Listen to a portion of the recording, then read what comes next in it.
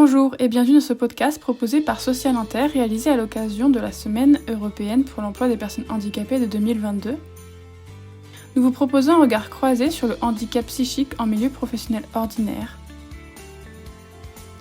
Dans cette troisième et dernière capsule, découvrez le témoignage de Anne-Laure et Justine, assistantes sociales du travail. Anne-Laure, je suis assistante sociale depuis juin 2022 et auparavant j'étais assistante sociale dans un service de psychiatrie adulte. Donc j'intervenais sur des CMP qui accueillaient la population du territoire. Donc les missions de l'assistante sociale en CMP sont de recevoir les personnes prises en charge par nos collègues psychiatres et infirmiers du CMP et de les accompagner dans leurs démarches administratives, sociales, professionnelles, liées au logement. Donc voilà. Bonjour, Justine, assistante sociale depuis juillet 2022. Auparavant, j'étais également assistante sociale en CMP, donc, comme ma collègue Anne-Laure. Donc CMP, pareil, qui accueillait les populations avec des difficultés psychiques du territoire. CMP de psychiatrie adulte, pour le coup, donc des personnes majeures jusqu'à de 18 ans à 100 ans et plus, où on réalisait un accompagnement global avec une équipe pluridisciplinaire, psychologue, médecin, infirmier, et avec un accompagnement sur les démarches sociales de manière générale, comme a pu le dire ma collègue. Du coup, est-ce que vous avez été amené à accompagner des salariés qui se sont retrouvés hospitalisés ou en suivi CMP, qui étaient insérés professionnellement et les accompagner sur un retour à l'emploi? Et du coup, comment ça s'est passé? Est-ce que vous avez travaillé en partenariat? Qu'est-ce qui a été le plus difficile? Quels étaient vos leviers? Et comment ça a abouti en fait? Est-ce que du coup, petit à petit, vous arrivez à les réinsérer ou est-ce que ça aboutit sur d'autres... Alors, dans les accompagnements, on peut retrouver les accompagnements de personnes qui, la pathologie, on va dire, est connue, et donc du coup, c'est le maintien dans l'emploi, alors soit des fois au travers d'une crise, et du coup, c'est un arrêt maladie qui est nécessaire, et à la suite soit d'une hospitalisation ou de cette fin d'arrêt maladie, ça va être une reprise de leur activité, soit à temps partiel, thérapeutique. Donc ça peut être les accompagner dans ce choix-là ou dans cette possibilité-là, parce que des fois ils le connaissent pas toujours. Ça pouvait être dans certains cas une orientation vers les collègues assistantes sociales de la CARSAT qui accompagnent les salariés en arrêt maladie pour justement travailler cette réinsertion professionnelle. Ça va être aussi d'accompagner un salarié, donc soit toujours en activité, sur une période d'arrêt maladie longue et du coup arriver à un passage en invalidité au bout des 3 ans d'arrêt maladie. Donc ça peut être le lien avec l'entreprise, avec les services des ressources humaines, etc. pour savoir à quel moment sera pris et comment se termine le contrat. Donc ça pouvait arriver. Et puis j'ai quelques situations en tête, par exemple d'un salarié travaillant dans une grande entreprise où il y avait un travailleur social du travail, et du coup on a pu faire le lien sur ce qui était proposé au sein de l'entreprise pour les salariés dans cette situation-là, en arrêt maladie. Il a pu être accompagné du coup par ce collègue-là pour échanger sur à quel moment reprendre mon activité, dans quelles conditions, sur quel site, puisqu'il y avait plusieurs sites possibles. Est-ce qu'il y avait un changement de poste possible ou envisagé? Donc voilà, ça a pu être aussi un accompagnement avec une salariée pour les congés longue maladie et longue durée. Donc là aussi un travail avec les ressources humaines de l'employeur. Je réfléchis à d'autres situations. Et puis ça va être aussi toute l'orientation avec Cap Emploi, où on oriente les patients vers cet organisme-là et où ils peuvent les recevoir et faire un accompagnement global sur une évaluation déjà sur les capacités à se maintenir ou à aller vers l'emploi et puis après un accompagnement global de leur capacité à rester dans leur emploi. Je pense aussi qu'il va y avoir tout le côté reconnaissance de la maladie et du coup, mise en lien, si on peut dire, avec les partenaires. Donc, comme m'a dit ma collègue, les assistantes sociales de la CARSAC, les assistantes sociales du travail qui sont attachées à l'entreprise, du patient, du salarié. Et puis permettre un petit peu aussi d'être le tiers quand c'est compliqué pour le patient, de faire part des difficultés qu'il rencontre et des symptômes de sa maladie sur l'emploi qu'il occupe. Et quelles sont les difficultés qu'est-ce qui est le plus compliqué en fait dans l'accompagnement des personnes comme ça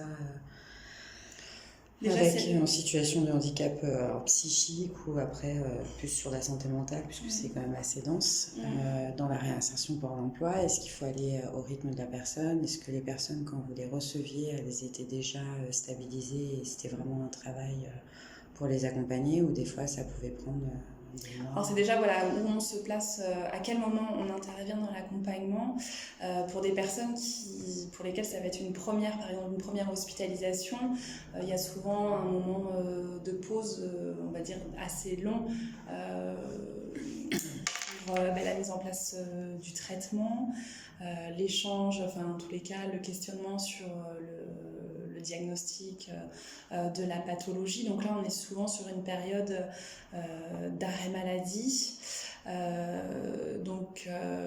Aider le salarié à comment je communique avec mon entreprise sur cet arrêt maladie, qu'est-ce que je dois dire ou pas. Et puis c'est aussi des fois revenir avec le salarié sur dans quel contexte j'ai quitté l'entreprise.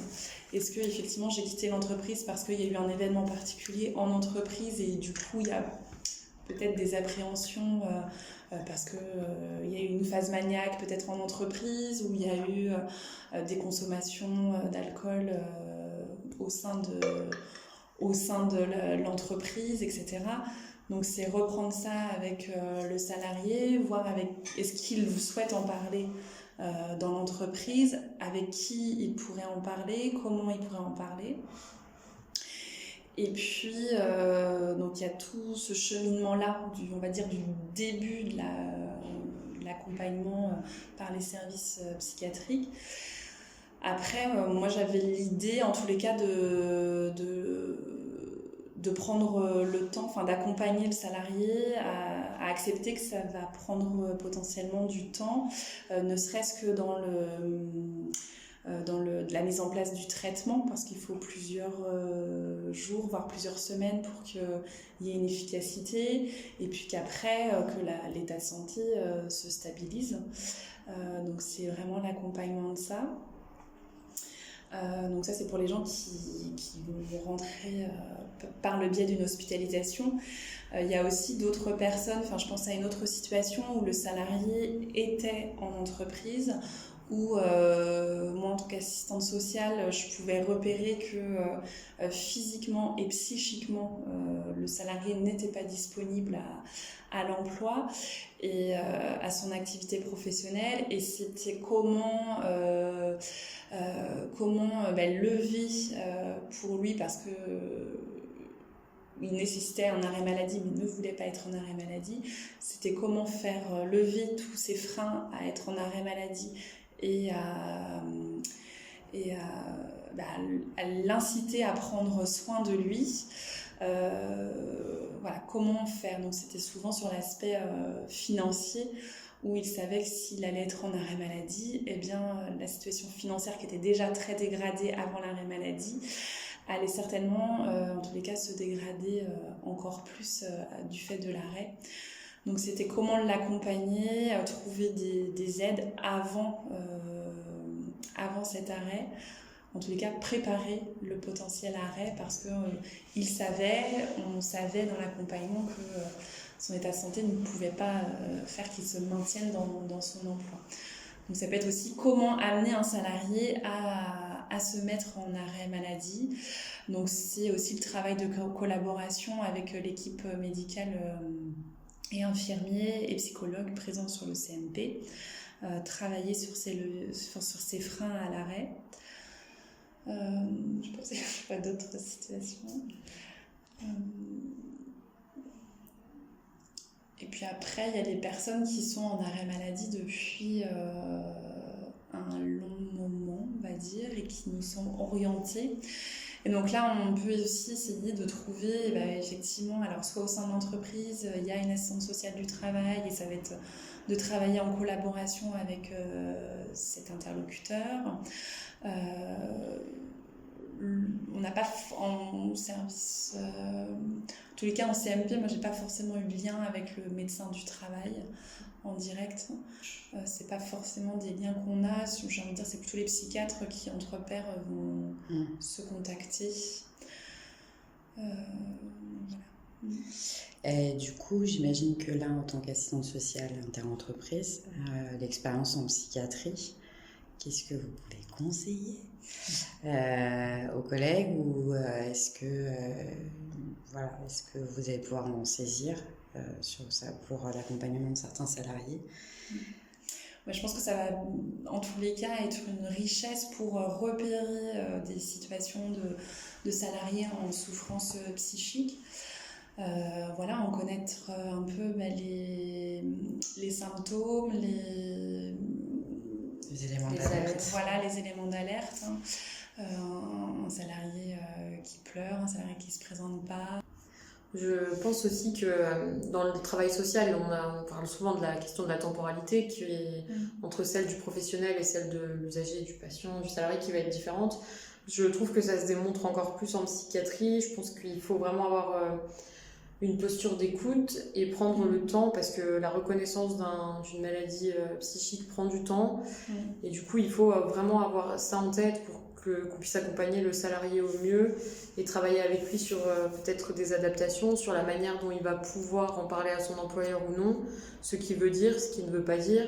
Aussi peut-être pouvoir expliquer à un moment donné, quand on a des traitements, on le sait, ça peut induire sur notre concentration, sur notre état de fatigue, sur notre état de santé de manière générale, peut-être travailler avec lui pour qu'il puisse en parler, en tout cas sans nommer, mais dire qu'à un moment donné, il a un traitement qui peut amener à une certaine fatigue. Voilà, je pense que c'est aussi des choses à prendre en compte et qui vont nous servir, en tout cas, par notre expérience en CMP. Nous vous remercions pour votre écoute. Social Inter vous propose son expertise sur la thématique du handicap. Retrouvez-nous dans votre entreprise ou sur nos réseaux sociaux.